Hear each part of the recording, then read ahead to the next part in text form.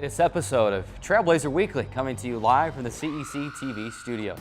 I'm your host, Keric Seegmiller. Today we'll recap the latest basketball, softball, baseball, and golf results, as well as take a look at January's top 5 plays. We'll also hear from softball head coach Randy Simkins. So as you can see, it's another loaded show today. Let's not waste any time. Let's get this thing started. Trailblazer Weekly starts now.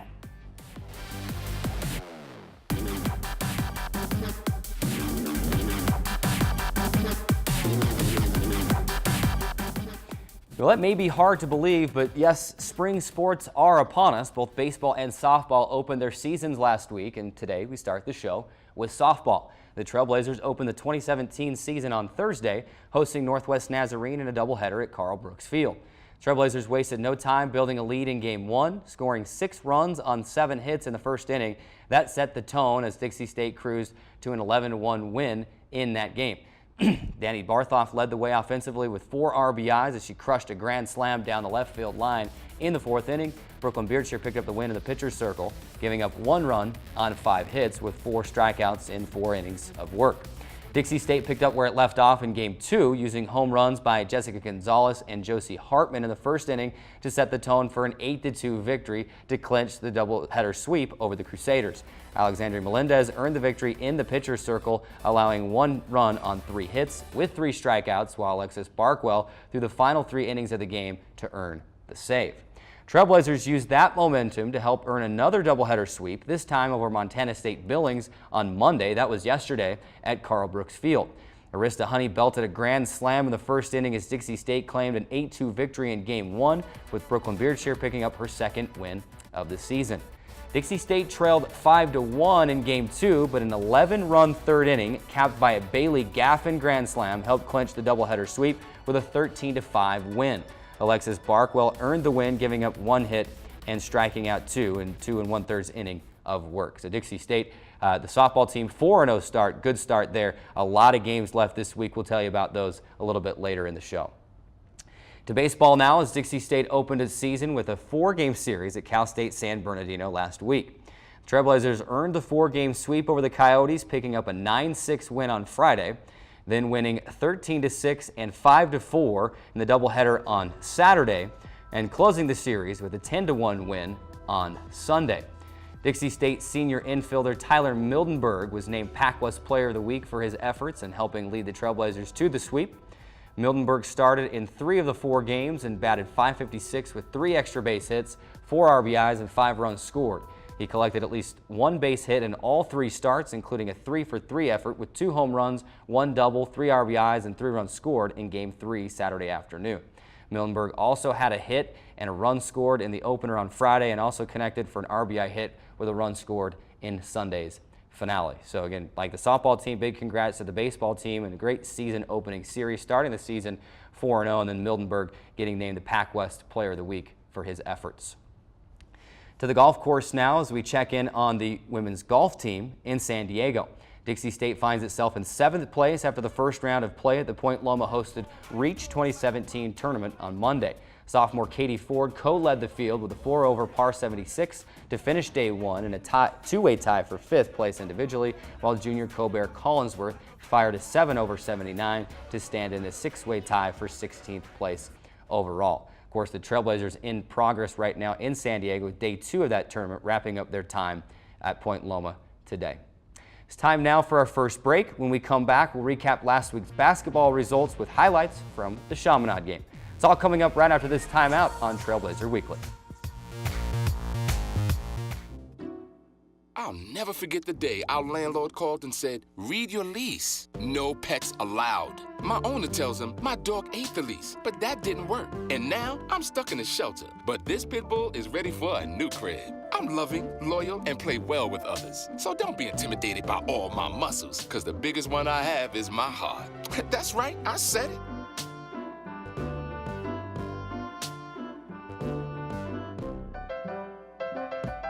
There is a place where rocks bleed and nature blushes on a battlefield green with envy, where dimples determine destiny and a tiny wooden tee holds the outcome in the balance. There is a place where friends are opponents and opponents are friends, where the prize is elusive, the conquest is captivating, and the score isn't settled till the drinks are down. There is a place. I'm Anne. I'm a scientist. Recycling takes a team. Why don't you let me And me. help you out? Everyone plays a part. Don't trash I love taking stuff apart and building new things out of it. what could be treasure. Pal's my most advanced android. This is awesome. You haven't seen anything yet. Give your cardboard box another life. Recycle. So, I'm kind of new here, but I've noticed a trend. My human does this funny thing where she goes around and gets all my toys, and then she hides them in that basket by the door.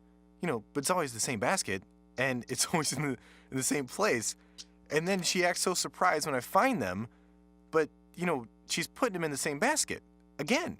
It's like, hello, that's where you put it last time. You were the worst at hide and go seek. Welcome back inside the CEC TV studios and inside Trailblazer Weekly. We're going to continue our look back with women's basketball. The Trailblazers opened the week on Thursday, hosting BYU Hawaii with an opportunity to snap a 5-game losing skid, and Dixie State did just that. Behind a double-double, 15 points and 10 rebounds, the Trailblazers led almost wire to wire for the 67-61 win over the Seasiders in that BYU Hawaii's final trip to the Burns Arena. Up next for the women's team was Chaminade and a chance for the first back-to-back wins of the season for the Trailblazers. And they were able to do that as well. Let's show you how it happened. We've got the highlights for you right here on Trailblazer Weekly. It was Allie Franks getting things started with the rebound and the putback. Franks would finish with 15 points and 8 rebounds, a game-high mark in that game.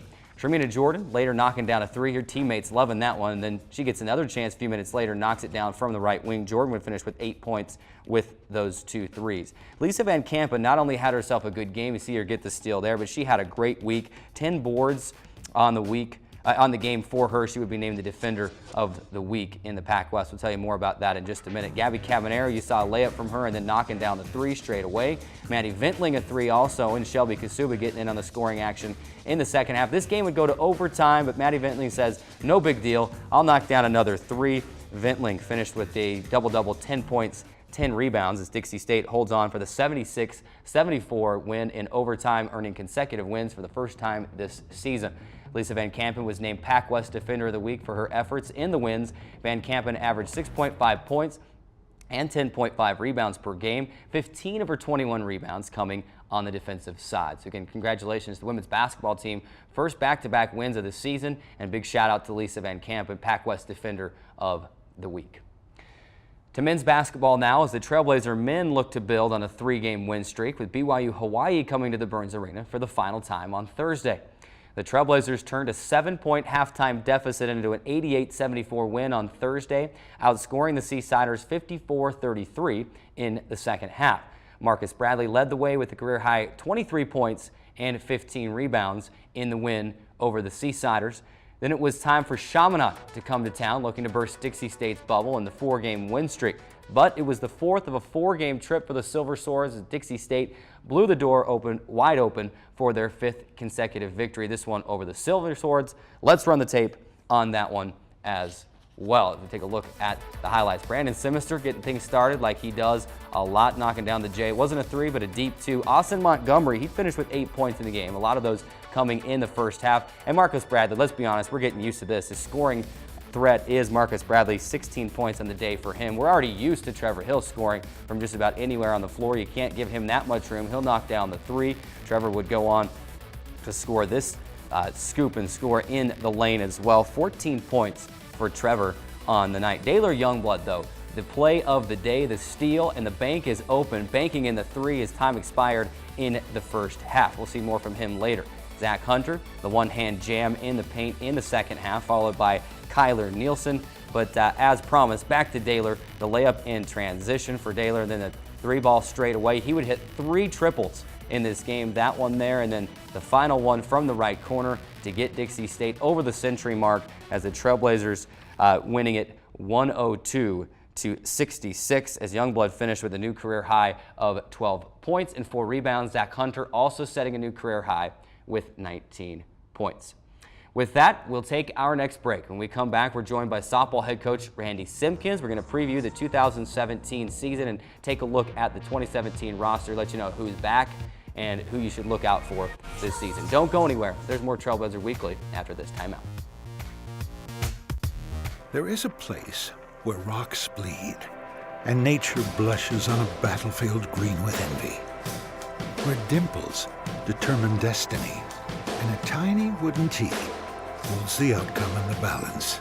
There is a place where friends are opponents and opponents are friends, where the prize is elusive, the conquest is captivating, and the score isn't settled till the drinks are down. There is a place. Your daughter is having trouble learning French. Do you A, hire a tutor? Bonjour.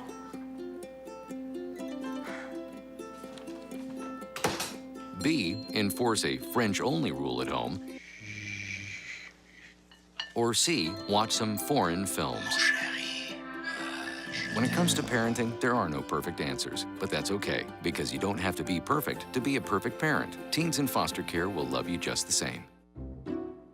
I'll never forget the day our landlord called and said, read your lease. No pets allowed. My owner tells him my dog ate the lease, but that didn't work. And now I'm stuck in a shelter. But this pit bull is ready for a new crib. I'm loving, loyal, and play well with others. So don't be intimidated by all my muscles, because the biggest one I have is my heart. That's right, I said it.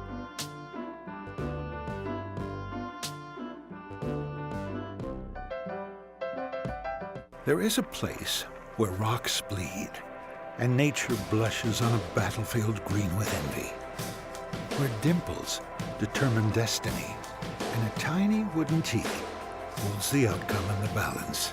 There is a place where friends are opponents and opponents are friends, where the prize is elusive, the conquest is captivating, and the score isn't settled till the drinks are down. There is a place. Welcome back inside Trailblazer Weekly. As I mentioned earlier, it's hard to believe that the spring sports season is underway, but indeed it is upon us, and today we're pleased to have softball head coach Randy Simkins joining us on the show. Randy, I know it's a busy time of the year for you like everybody else. Thanks for stopping by, spending some time with us. Great to be here. No place I'd rather be. The 2017 season is already upon us. You've got 4 games in your back pocket already. We'll talk about those in just a little bit. But I want to talk about this year's team. Let's just preview the team and give everybody out there an opportunity to know what they're going to see when they come to Carl Brooks Field to watch this team play. First, let's talk about the returners. You've got a good core group of returners. Of course, people familiar with names like Janessa Bassett, Shelby Young, Mallory Paulson, they're all coming back. Let's just talk about the returners and what they bring to the table coming back for this season. Yeah, we have a lot of returners. We have a lot of kids coming back that played a lot of innings last year, that pitched some big innings. Obviously, we lose Erin Fikert. She was kind of the heart and soul of the pitching staff last year, but we get everybody else back. And then you throw Casey Jensen in the mix. So our pitching is probably as deep as it's ever been. We're going to rely on a lot of them, all year long. But Brooklyn, Beardshire probably eat the majority of our innings early in the year and see how things shake out from there. But we have a lot of kids back that we lose Autumn Woodfall and Christy Johnson were our other 2 seniors, so we get everybody else back. So we have a lot of innings back of people with a ton of experience both in the infield and in the outfield.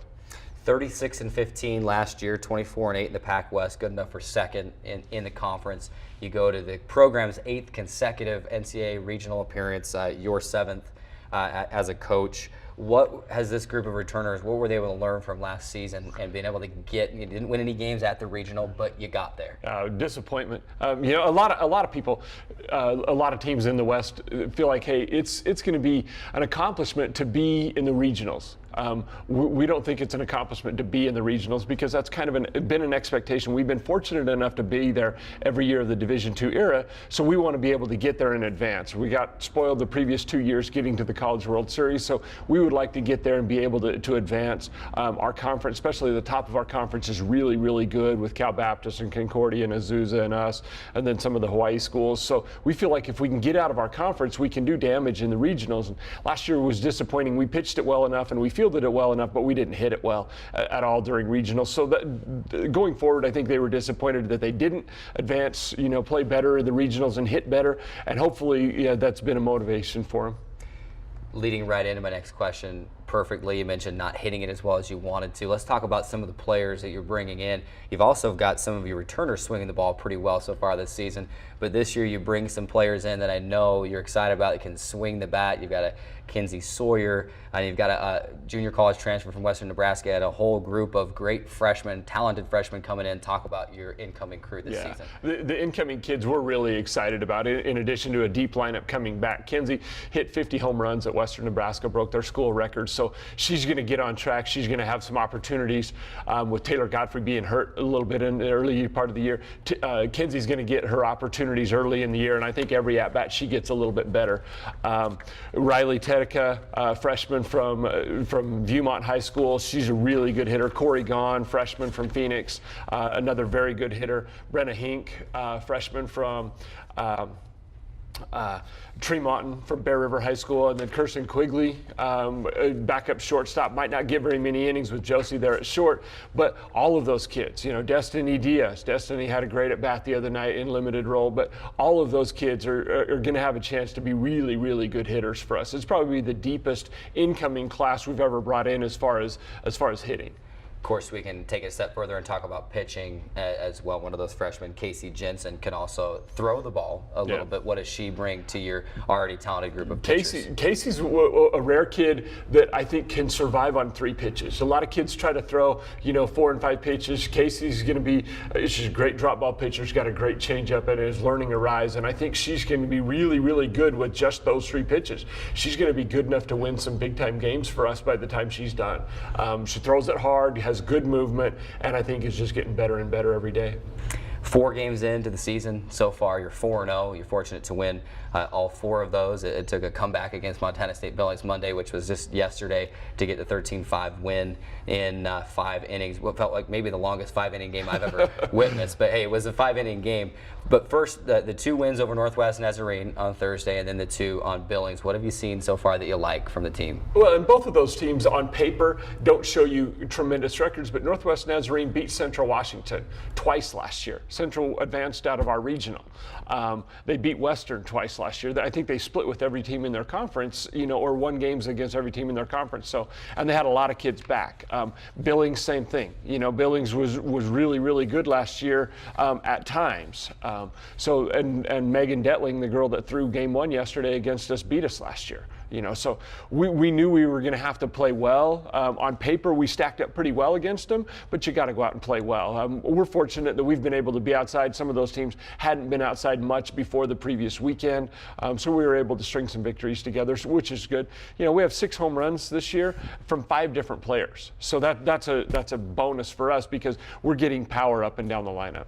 And those home runs, as you lead right in, I think you looked at my script here before the interview, as you lead right into my next question, 6 home runs already. That's nearly half of your home run total from all of last season. Yeah. And the home runs in the first 4 games have been game changers. We're talking grand slams, 2-run home runs. I mean, those are the real type of game changers that maybe we're missing a little bit last year. Big time. Well, Arista hits one in the first inning, and I think Danny had one early against Northwest Nazarene. That changes the complexion of the whole game because then your pitchers are able to throw a little bit more free and easy. They're not in a situation where one mistake beats them. They're in a situation where, I can attack the strike zone, and if a girl, hits one or they give up a run or something, we still got a little bit of a cushion, so that helps us a bunch. Up next for your team is the Dixie State Softball Easton Classic at the Canyon Softball Complex.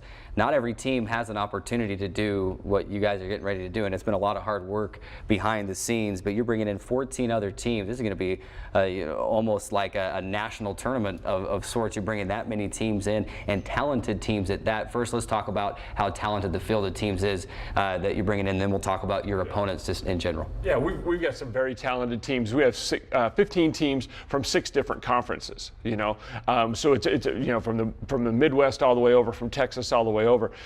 Very good teams, very good tournament teams, teams that have been to the College World Series, that have been to regionals, that have won their conference, that have done damage, nationally, and have been ranked nationally over the past few years. So we feel like it's going to be a really good test for us.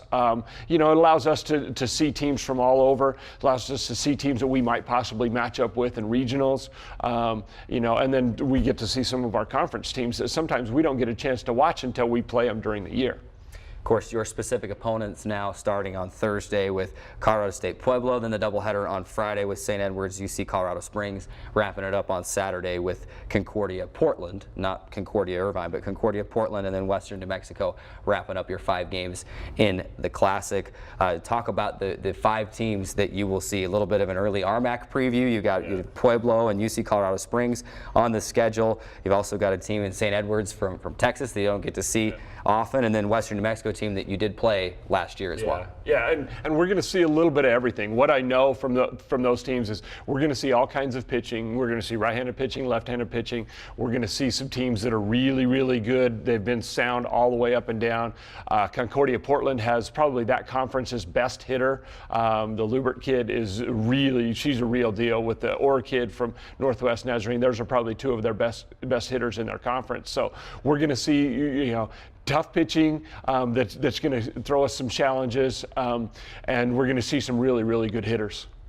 Coach, lastly, you play Colorado Mesa, looking even further ahead on the 13th. It's a Monday, meaning, as I count them up, 11 games in St. George.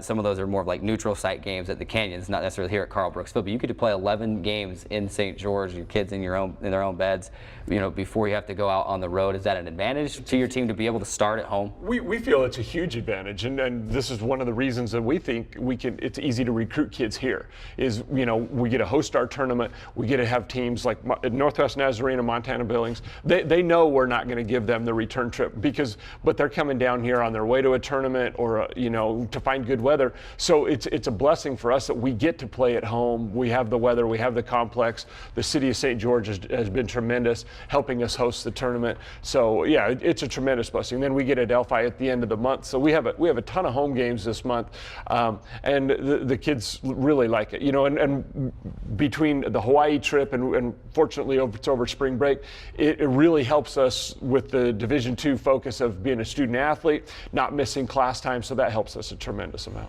Well, Coach, we appreciate you stopping by, taking some time out of your busy schedule. Before we let you go here, it's the tradition. We've got the Trailblazer Weekly hard hat. You'll notice this beautiful set that the folks at CEC built. This represents kind of their hard work that they put into our interview set here, the locker. So we'll just give you this Sharpie and let you sign that there. Pick a spot, write your sport by it.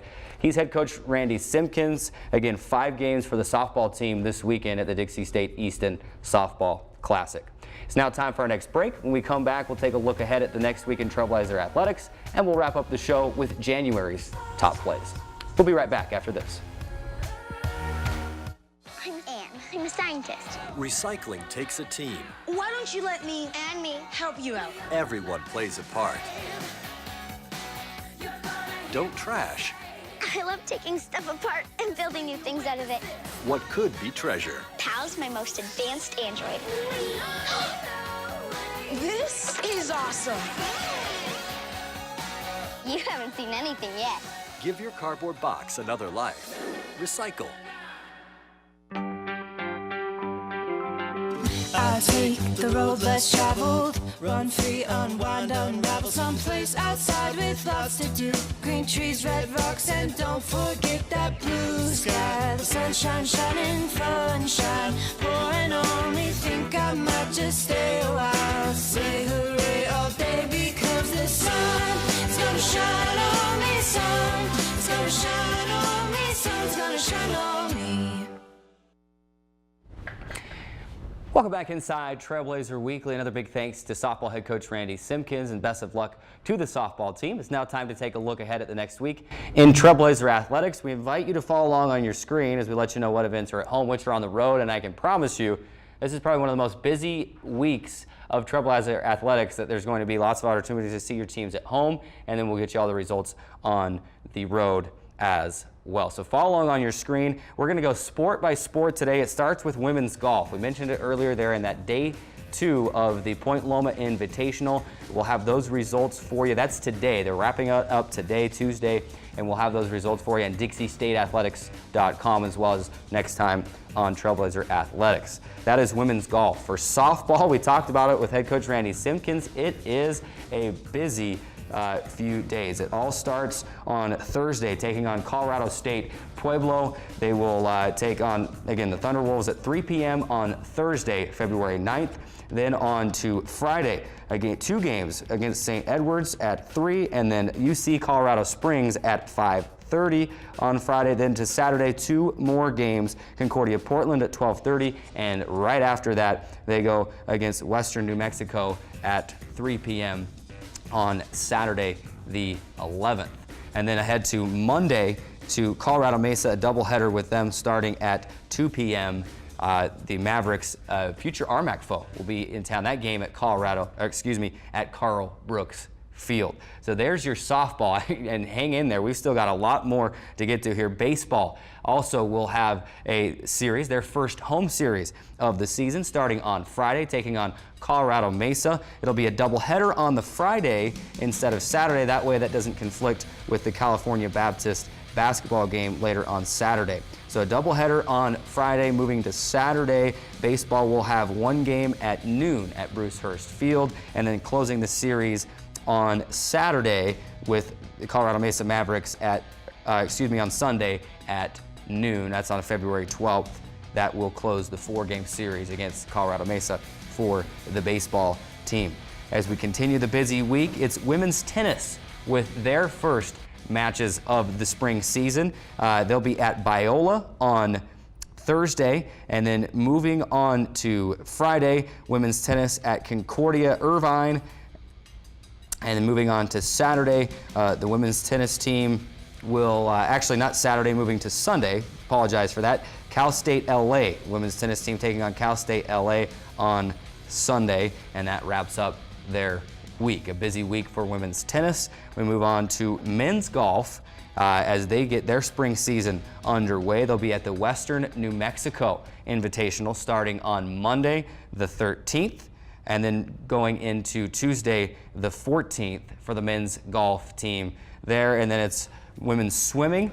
They will be in action also, and that runs from tomorrow, Tuesday the 8th, through the 9th, 10th, and the 11th. From Tuesday all the way to, from Wednesday all the way to Saturday, as it's the PCSC Championships, the conference championships for the women's swimming team. And it's all wrapped up with basketball this weekend. California Baptist, nationally ranked on both sides, on the women's side and the men's side. The women's game will tip at 5 p.m. with the men's game tipping at 7:30 p.m. inside the Burns Arena. If there's one basketball game to be to this season, it is this one. If you're watching, if you can hear my voice, you've got to be at the basketball game this Saturday. Again, there's lots going on this week, a lot of opportunities to get out and support Trailblazer Athletics. We look forward to seeing you at those games. Time now to take a look at the top 5 plays from the month of January. There was a lot of good stuff. We've whittled it down to these top plays. We hope you enjoy them. Here they are.